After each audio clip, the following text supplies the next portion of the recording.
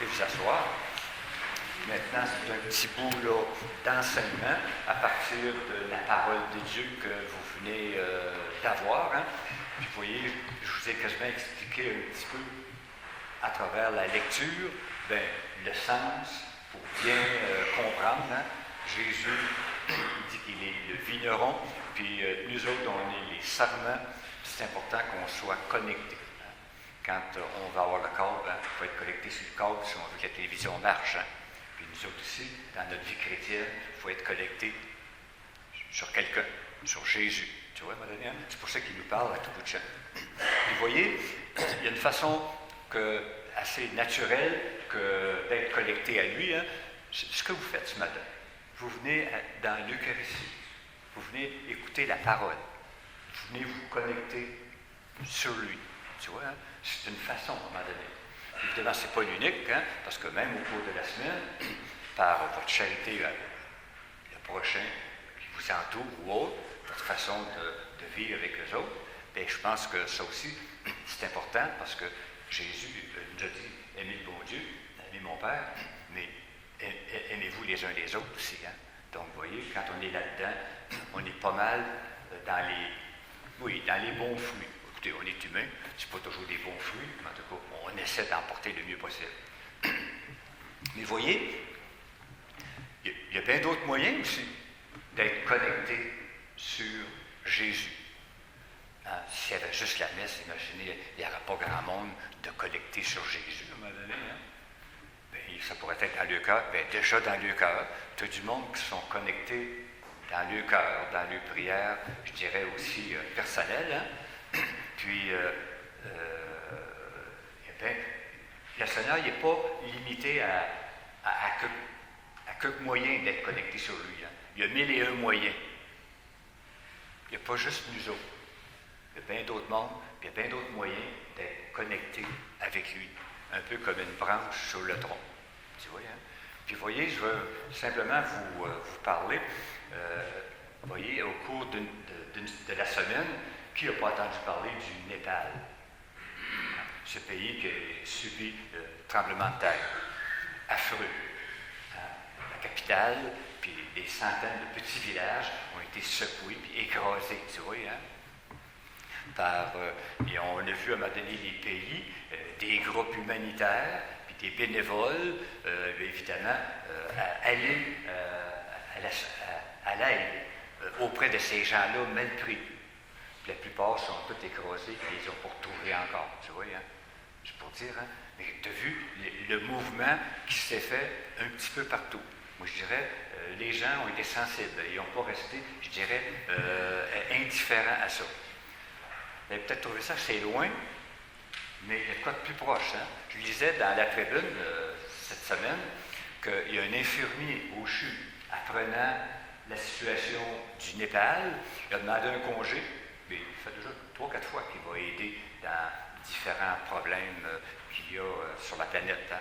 Il a demandé un congé, puis il est parti rejoindre un groupe humanitaire puis, pour aller au Népal et comme infirmier, soigner les blessés qu'ils peuvent trouver puis qu'ils peuvent, à un moment donné, avoir à soigner. Tu vois, hein? Ça, c'est au milieu de nous. Hein? Puis, il y a un jeune aussi. Il y a un jeune, 23 ans, ça marqué dans la tribune avec sa photo. Il s'appelait Guy Bouchard. Tu vois, c'est un gars d'ici qui était parti pour le Népal avec 2 compagnons. Puis pendant son voyage, le CS est arrivé, mais eux, ils ont été saufs. Ils n'étaient pas tout à fait vis-à-vis de l'autre. Qu'est-ce qu'il a fait, le petit gars? Le petit homme, hein? Il a tout de suite essayé d'appeler ses parents. Vous voyez, hein, on pense que ces jeunes-là, hein, les liens, hein, regardez, ils étaient mal pris, hein, loin, puis il voulait informer ses parents. Donc, première chose, il a appelé ses parents. Inquiétez-vous pas. Je suis ici, mais il ne m'est rien arrivé.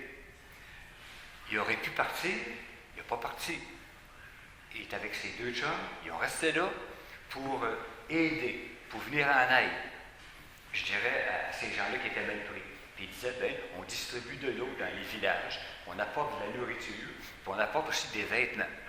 Tu vois, à un moment donné, à ces gens-là. Vous voyez ce que des fois, il y a de quoi de merveilleux, il y a des choses extraordinaires qui se passent autour de nous. Évidemment, on n'est pas capable de faire ça, nous autres, puis moi non plus. Hein.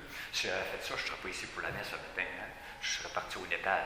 Donc, on a chacun notre mission, puis vous autres ici, c'est pareil. Hein. Mais vous voyez quand même ce à quoi beaucoup de gens sont très sensibles.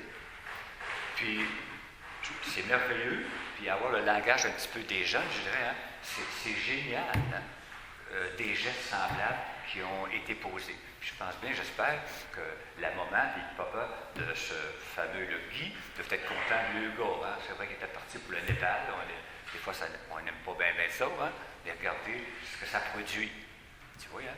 Donc, j'espère que les parents sont fiers de leur Guy à fait du compte. Mais je dis, il y a encore de quoi de un petit peu plus génial, puis merveilleux, puis extraordinaire. J'ai pris ça dans Matthieu, dans l'Évangile. C'est une parole de Jésus. Vous allez me suivre facilement, vous allez faire la connexion aussi hein, avec le Népal. Jésus a dit à un moment donné, j'avais faim, puis vous m'avez donné à manger. J'avais soif, puis vous m'avez donné à boire. J'étais nu, puis vous m'avez habillé. J'étais un étranger, puis il y en a qui sont venus m'aider, qui ont venu m'accueillir. J'étais malade et vous m'avez soigné. Vous avez pris soin de moi. Et Jésus de dire, chaque fois que vous avez fait ça à l'un de ces petits qui sont mes frères, c'est à moi. C'est Jésus qui parle. C'est à moi que vous l'avez fait. Donc Jésus est présent dans toute personne pour qui le prochain est important. Tout geste, c'est pas nul. Tout geste est connecté sur le tronc. C'est ça. Eh bien, Jésus dit, c'est à moi que vous l'avez fait. Et je me dis, voyez que tous ces gens-là qui, encore là dans le séisme qu'ils ont eu là-bas, eh bien, la valeur de leur geste aussi comme chrétien. Moi, je dirais, quand tu vois ça un peu comme chrétien, avec un petit peu la foi, puis avec l'Évangile qui nous éclaire, Matthieu, c'est pas compliqué, le petit bout que je vous ai lu, là, hein, vous connaissez ça d'avance, mais des fois, c'est l'application, des fois, qu'on ne trouve pas. Et je vous en donne une explication bien proche de nous autres. Hein. J'avais faim, puis vous m'avez donné à manger. Guy, il a resté là, au Népal, pour transporter de la nourriture à des gens qui n'avaient pas depuis 2, 3, 4 jours, puis qui étaient en peine. Vous voyez? Puis Jésus, certainement, moi, je me dis, je le personnalise, hein, Jésus doit certainement lui dire, hein, bien, chaque fois que tu as fait ça, là, Guy, bien, c'est à moi que tu le fais, parce que c'est le prochain. Puis le Seigneur est présent dans chacun des prochains. Eh bien, ce qui est important pour nous, je pense bien, ce matin, c'est peut-être d'être émerveillé de ce que, malgré le séisme, hein, eh bien, toute la beauté, puis je dirais, toute la charité, tout l'amour qui a été dépensé. Puis on ne peut pas, nous autres, rester indifférents à ça. Je ne dis pas qu'il faut aller annoncer ça à la télévision, on reste chez nous, il n'y a pas de problème, mais être indifférent à ça, hein, dans nos salons. C'est ça. Népal, ils n'ont parlé. Mais quoi? Il n'y a pas de quoi qui t'a frappé là-dedans. Tu vois, je me dis être capable d'être sensible à ces événements-là qui peuvent se passer, celui-là en particulier, puis vous-même peut-être apporter votre pensée, votre prière, puis nous-mêmes, puis moi-même le premier, puis peut-être même en parler. On parle de n'importe quelle histoire, d'un humoriste qui a fait une farce, puis on répète ça 5-6 fois.